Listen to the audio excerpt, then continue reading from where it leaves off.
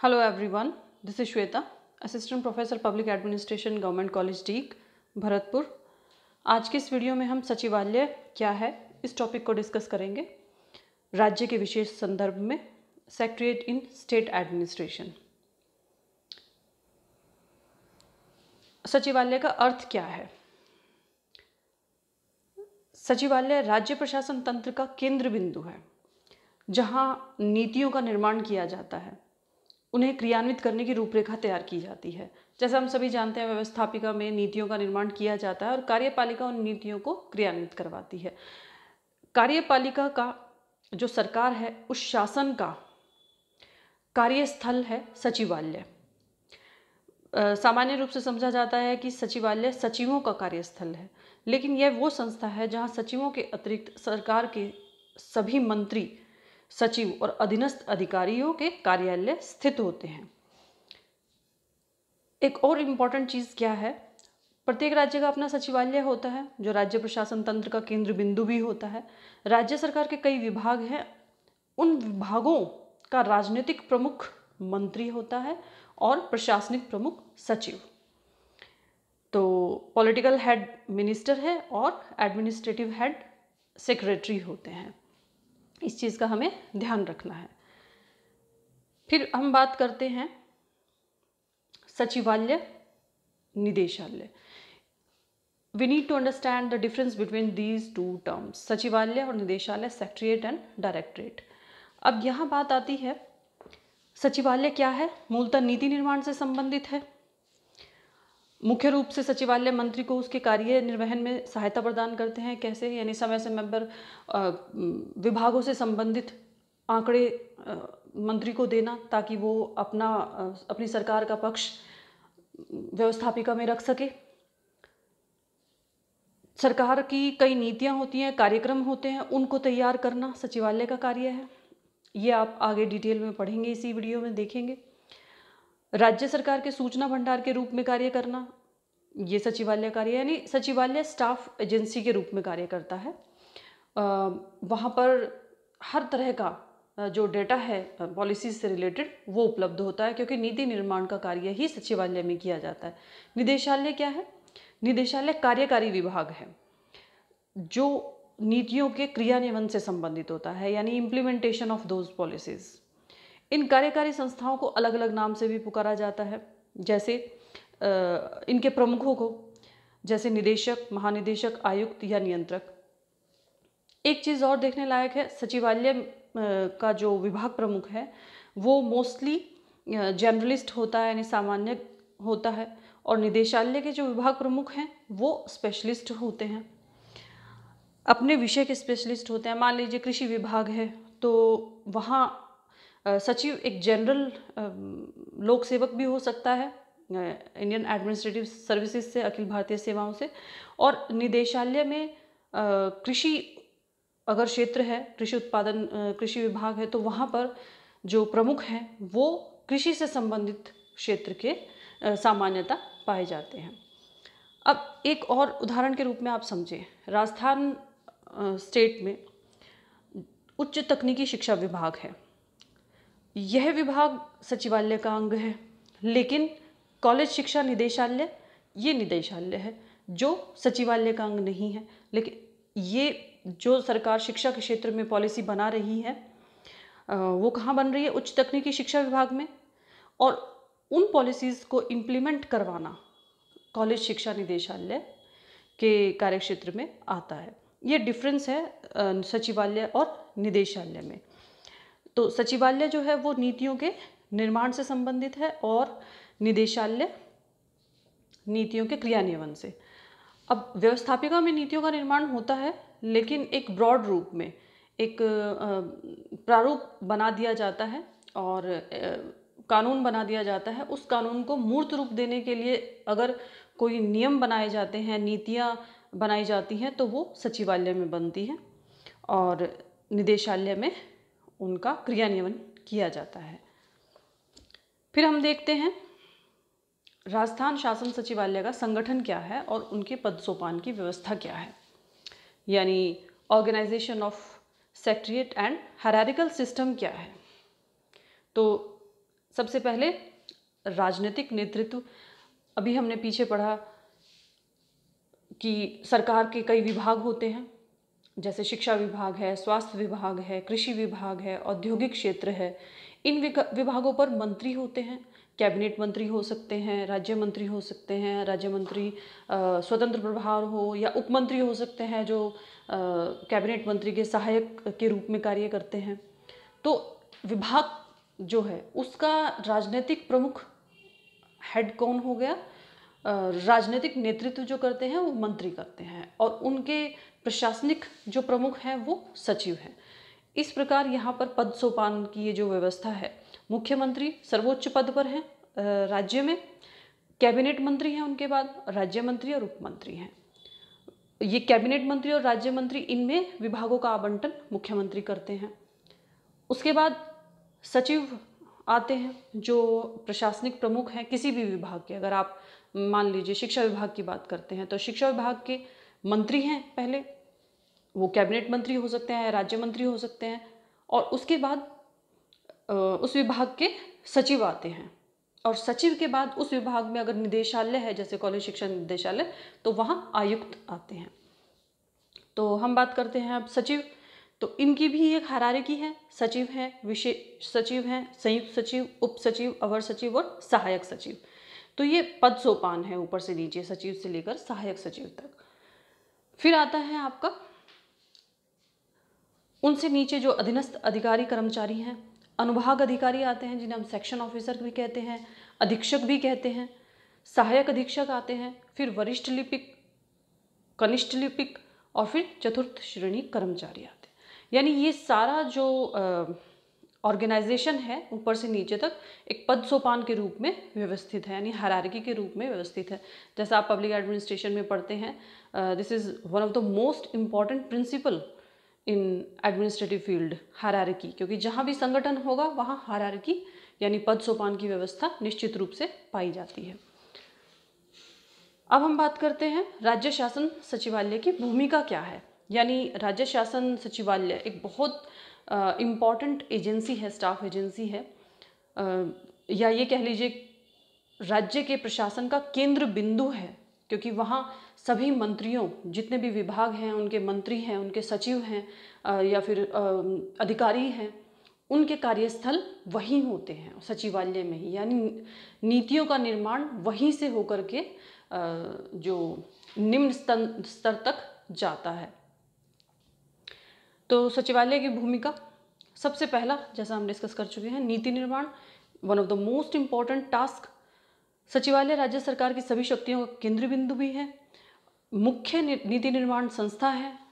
तो राज्य के प्रशासन से सभी संबंधित जो नीतियां हैं, योजनाएं हैं, कार्यक्रम हैं सरकार के, उनके से संबंधित फैसले सचिवालय में ही लिए जाते हैं। प्रत्येक विभाग में मंत्री हैं और सचिव हैं, दोनों एकीकृत रूप से कार्य करते हैं। यानी मंत्री के दिशा निर्देशों के अनुसार सचिव कार्य करते हैं, और अलग अलग क्षेत्र में नीतियों का निर्माण होता है। औद्योगिक नीति, कृषि नीति, शिक्षा नीति, आप कोई भी उदाहरण ले सकते हैं स्वास्थ्य के क्षेत्र में।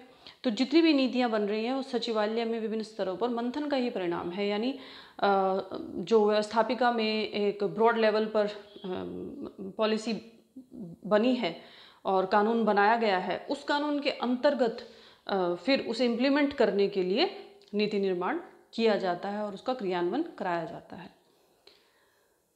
फिर आता है सूचनाओं का केंद्र बिंदु, यानी सूचनाओं के केंद्र के रूप में सचिवालय की भूमिका आती है, क्योंकि मंत्रियों को विभिन्न नीतियों के विषय में, योजनाओं या कार्यक्रमों के विषय में सूचना जो मुहैया कराता है वो सचिवालय कराता है। यानी सचिवालय का मुख्य कार्य है सूचनाओं को एकत्रित करना, उनका वर्गीकरण करना, विश्लेषण करना। सूचनाएं किससे संबंधित होती हैं? नीतियों से संबंधित होती हैं। नीतियां विभिन्न क्षेत्रों में, जो अलग अलग क्षेत्र हैं, स्वास्थ्य, शिक्षा, उद्योग, इन क्षेत्रों से संबंधित जो नीतियां हैं और उनसे संबंधित जो आंकड़े हैं वो सचिवालय में पाए जाते हैं। स्पेशली कहाँ? आयोजना विभाग, वित्त विभाग, ये मुख्य रूप से कार्य करते हैं, क्योंकि वित्त विभाग में बजट का कार्य होता है। आयोजना विभाग में जो पॉलिसीज़ हैं, मान लीजिए 1 वर्षीय योजना या इस तरह की प्लानिंग है, वो की जाती है। ये सूचनाएं समय समय पर निदेशालय को भी उपलब्ध कराई जाती हैं ताकि वो पॉलिसीज़ को प्रॉपरली इम्प्लीमेंट करा सकें।